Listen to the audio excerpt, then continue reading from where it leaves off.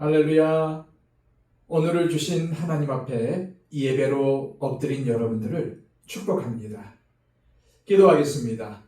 하나님 아버지, 우리에게 복된 하루를 허락하여 주시고 무엇보다도 하나님과 동행하며 살게 하심을 감사합니다. 하나님, 우리에게 하나님 백성, 하나님의 자녀라는 이름을 주셨습니다. 오늘도 그 이름에 걸맞은 삶을 살게 하여 주시고 무엇보다 하나님께 기쁨을 드리는 삶, 하나님의 말씀에 순종하는 삶을 살게 하여 주옵소서. 오늘도 우리의 삶은 주님의 장중에 달려 있습니다. 우리의 삶을 경영하여 주시옵소서. 이끌어 주시옵소서. 오늘도 우리를 붙잡아 하나님의 선한 도구로 쓰임받게 하여 주옵소서. 오늘 하루의 삶을 온전히 주님께 의탁하옵고 예수 그리스도의 이름으로 기도하옵나이다. 아멘. 다 함께 찬송가 315장 찬양 드립니다.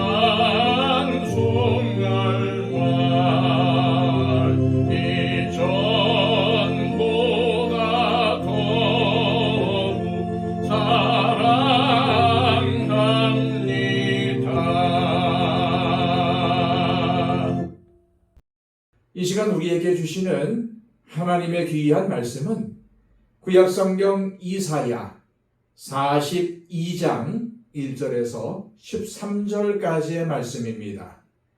구약성경 1017쪽입니다. 내가 붙드는 나의 종, 내 마음에 기뻐하는 자, 곧 내가 택한 사람을 보라. 내가 나의 영을 그에게 주었은즉 그가 이방에 정의를 베풀리라. 그는 외치지 아니하며 소리를 높이지 아니하며 그 소리를 거리에 들리게 하지 아니하며 상한 갈대를 꺾지 아니하며 꺼져가는 등불을 끄지 아니하고 진실로 정의를 시행할 것이며 그는 쇠하지 아니하며 낙담하지 아니하고 세상에 정의를 세우기에 이르리니 섬들이 그 교훈을 앙망하리라. 하늘을 창조하여 펴시고 땅과 그 소산을 내시며 땅 위의 백성에게 호흡을 주시며 땅에 행하는 자에게 영을 주시는 하나님 여호와께서 이같이 말씀하시되 나 여호와가 의로 너를 불렀은즉 내가 네 손을 잡아 너를 보호하며 너를 세워 백성의 언약과 이방의 빛이 되게 하리니 네가 눈먼 자들의 눈을 밝히며 갇힌 자를 감옥에서 이끌어내며 흑암에 앉은 자를 감방에서 나오게 하리라. 나는 여호와이니 이는 내 이름이라. 나는 내 영광을 다른 자에게 내 찬송을 우상에게 주지 아니하리라. 보라, 전에 예언한 일이 이미 이루어졌느니라. 이제 내가 새 일을 알리노라. 그 일이 시작되기 전에라도 너희에게 이르노라. 항해하는 자들과 바다 가운데의 만물과 섬들과 거기에 사는 사람들아, 여호와께 새 노래로 노래하며 땅 끝에서부터 찬송하라. 광야와 거기에 있는 성읍들과 게달 사람들이 사는 마을들은 소리를 높이라. 셀라의 주민들은 노래하며 산 꼭대기에서 즐거이 부르라. 여호와께 영광을 돌리며 섬들 중에서 그의 찬송을 전할지어다. 여호와께서 용사같이 나가시며 전사같이 분발하여 외쳐 크게 부르시며 그 대적을 크게 치시리로다. 아멘. 오늘 본문은 유다 멸망 후 바벨론으로 끌려가 약 70년간 포로 생활을 해야 할 유다 백성들을 향한 예언입니다. 이 예언을 읽을 시점에 유다 백성들은 긴 포로 생활로 인해 큰 절망에 빠져 있었을 것이고 어떤 희망도 보이지 않았을 것입니다. 그러나 이사야는 절망에 빠진 유다 백성들에게 오히려 희망을 이야기합니다. 드디어 여호와 하나님만 남았다라며 말입니다. 이것은 단순한 위로가 아닙니다. 인간의 모든 수단과 방법이 사라졌을 때 비로소 하나님의 구원이 시작된다는 선포입니다. 보통 우리 인간은 어려움을 벗어날 수 있는 수단과 방법이 사라지면 좌절합니다. 하지만 하나님의 구원은 우리가 스스로의 한계를 인정하는 자리에서 시작됩니다. 우리 스스로 아무것도 할 수 없음을 인정할 때 비로소 하나님을 온전히 찾게 되는 것입니다. 본문 1절에서 4절은 세 가지 동사로 연결되어 있습니다. 1절에 베풀리라, 3절에 시행할 것, 4절에 세우기에가 이에 해당합니다. 이 세 가지 동사는 또한 하나의 단어로 향하는데 바로 정의입니다. 정의를 베풀고 정의를 시행할 것이며 정의를 세우겠다는 겁니다. 그런데 이 정의는 사람의 정의가 아닙니다. 하나님에 의한 정의, 곧 하나님께서 베푸시는 정의를 말하는 것입니다. 그리고 이 정의는 하나님께서 붙으시는 종을 통해서 시행됩니다. 1절은 내가 붙드는 나의 종이란 말로 시작이 됩니다. 이 말은 하나님의 일을 행하는 데 있어 종 개인의 능력이 얼마나 뛰어난지가 중요한 게 아니라 하나님께 붙들려 있는가 아닌가가 중요하다는 뜻입니다. 자신의 능력이 아닌 하나님의 능력을 힘입어 행하는 자만이 하나님의 정의를 실현할 수 있다는 것입니다. 또한 하나님께 붙들린 종은 침묵 가운데 있습니다. 2절에는 세 번의 부정문이 나오는데 외치지 않고 목소리를 높이지도 않고 그 소리가 들리지 않게 한다고 합니다. 이는 당시 통치자들과는 완전히 다른 모습입니다. 당시 통치자들은 큰 소리를 내는 사람들이었습니다. 이들은 스스로를 과시하고 정치적인 선동을 위해 큰 소리를 내기 바빴고 때로는 폭력과 파괴적 행위도 서슴지 않았습니다. 아수르와 바벨론 제국이 바로 그러한 방식으로 세계를 지배했습니다. 그러나 하나님께 붙들린 종은 다릅니다. 종은 침묵합니다. 과시하지 않고 조용히 있습니다. 폭력이 아니라 상한 갈대, 꺼져가는 등불 같은 약자요 힘이 없는 이들을 오히려 돌보고 보호합니다. 이것이 바로 하나님께서 이 땅에 세우시려는 정의입니다. 상한 갈대나 꺼져가는 등불은 세상의 기준으로 볼 때는 더 이상 쓸모없는 존재들입니다. 그러나 하나님께 붙들린 종, 곧 예수 그리스도는 그들을 꺾지도 끄지도 않습니다. 오히려 회복시키시고 다시 살리십니다. 그러나 이것은 실현 가능성이 없는 이야기로 들립니다. 빈부격차는 더욱 심해지고 수단과 방법을 가리지 않고 자신의 목표와 성공을 이루려는 요즘 시대 사람들이 보기에는 뜬구름 잡는 이야기일지도 모릅니다. 그러나 이는 당시에도 마찬가지였습니다. 바벨론이 만든 세계 속에서 포로 생활을 하며 근근히 살아가는 유다 백성들에게 이 예언은 상당히 비현실적이었을 겁니다. 하지만 이사야는 이것이 결코 비현실적이지 않은 지극히 실제적인 것으로 선포합니다. 그 이유가 무엇일까요? 바로 이 말씀을 하신 분이 하나님이시기 때문입니다. 이사야 선지자는 절망 속에 있는 백성들에게 하나님이 누구신지를 드러냅니다. 6절은 창세기 12장에 하나님께서 아브라함에게 주신 약속을 떠올리게 합니다. 비록 지금은 나라도 성전도 삶의 터전도 전부 잃어버렸지만 유다 백성들은 가나안 땅을 약속으로 받은 자들이요 온 열방을 하나님께로 인도할 자들이었음을 상기시킵니다.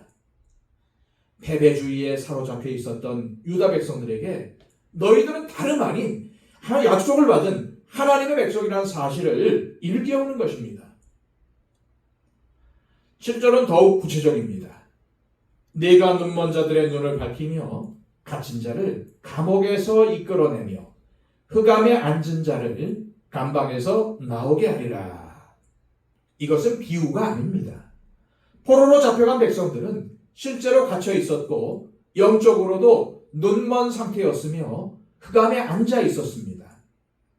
하나님은 이런 유다 백성들을 영적인 암흑과 포로 상태에서 해방시키실 것을 약속하시는 것입니다. 특별히 주목해 볼 표현은 9절입니다.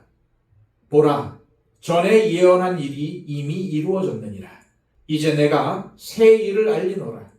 그 일이 시작되기 전에라도 너희에게 이르노라. 여기서 전에 예언한 일은 출애굽을 의미합니다.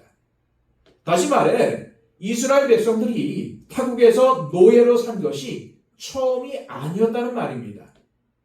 비록 그 시기와 과정은 달랐지만 강대국에 의해서 억눌려 있었던 시기였습니다. 그러나 그 억압을 뚫고 출애굽을 한 것처럼 이스라엘 백성들이 해방되는 역사가 다시금 반복될 것이라는 사실을 하나님은 이 말씀을 통해 선포하시는 것입니다. 하나님께서 수백 년 전 그들의 조상들을 구원하셨던 것처럼 머지않아 하나님께서 다시 한번 그들을 구원하실 것이라는 말입니다.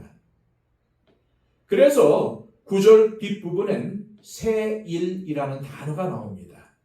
이는 출애굽과 다른 사건이 아니라는 말입니다.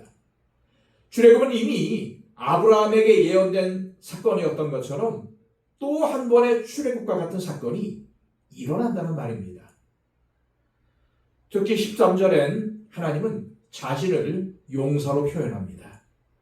이는 아무런 희망도 없는 백성들을 구원하시기 위해서 하나님께서 직접 용사가 되어 백성들을 이끄시고 백성들을 위해 대적들과 맞서 싸워주시겠다는 하나님의 의지의 표현입니다. 여호수아 5장에는 이스라엘 백성들이 여리고성을 마주하고 있는 장면이 등장합니다. 난공불락의 요새 앞에서 그들은 어떠한 군사적 전략도 뾰족한 대안도 없었습니다. 불안과 두려움에 휩싸여 있었던 여호수아 앞에 여호와의 군대 장관이 나타납니다. 우리 편이냐 적의 편이냐를 묻는 여호수아에게 여호와의 군대 장관은 네 발에서 신을 벗으라. 내가 선 것은 거룩한 곳이니라 라고 명령합니다. 전쟁의 승패는 인간의 치밀한 전략이나 무기에 많고 적음에 달려있지 않다는 말입니다. 가장 중요한 건 이 전쟁의 주관자가 누구신지를 깨닫고 내 계획과 내 생각을 버리는 것이었습니다. 바벨론에서 포로 생활을 하고 있었던 이스라엘 백성들에게도, 그리고 오늘날 복잡하고 소란스러운 이 세상을 살아가는 우리에게도 동일한 결단이 필요합니다. 끊임없이 들려오는 세상의 자극적인 소문들과 척박한 현실 앞에서 우리는 우리의 눈을 가리고 있는 인간적인 방법과 수단이라는 필터들을 벗겨내야 합니다. 그리고 변함없는 하나님의 말씀에 우리의 시선을 깊이 고정해야 합니다. 세상은 여전히 불공평해 보이고 악이 승리하는 것처럼 보일지라도 온 우주의 주인이신 하나님은 상한 갈대와 꺼져가는 등불과 같은 우리를 보호하시며 당신의 정의를 완성해 가고 계십니다. 오늘 이 새벽 우리의 능력이 아닌 나를 강하게 붙드시는 하나님의 크신 손길을 의지하여 우리 삶의 모든 문제를 기도로 하나님께 맡기며 믿음으로 돌파해 나가는 은혜가 있기를 소망합니다. 그리하여 요란한 세상 속에서도 묵묵히 참된 평안을 누리며 우리를 이끌어 가시는 여호와 하나님의 깊은 위로와 승리를 날마다 경험하시는 복된 삶이 되시기를 축복합니다. 이 시간 상한 갈대도 꺾지 않으시고 꺼져가는 등불도 끄지 않으시는 하나님 아버지, 세상의 요란함에 흔들리지 않고 우리를 단단히 붙들어 주시는 하나님의 손길을 온전히 신뢰하게 하옵소서. 오늘도 내 생각과 고집을 벗어버린 채 우리의 삶에 새 일을 행하시는 하나님의 손을 꼭 붙들고 믿음으로 승리하는 복된 하루가 되게 하옵소서. 기도하시기를 바랍니다. 115 기도를 통해서 우리의 주변에 우리 중보가 필요한 분들이 많이 계십니다. 그분들을 위해서 간구해 주시기를 바랍니다. 정중에 있는 분들, 입원해 있는 분들 위해서 꼭 잊지 말고 기도해 주시기를 바랍니다. 특별히 아직도 믿지 않는 분들을 위해 간구해 주십시오. 5분 더 기도의 자리에 머무심으로써 하나님의 은혜를 체험하시기를 소망합니다. 기도하겠습니다.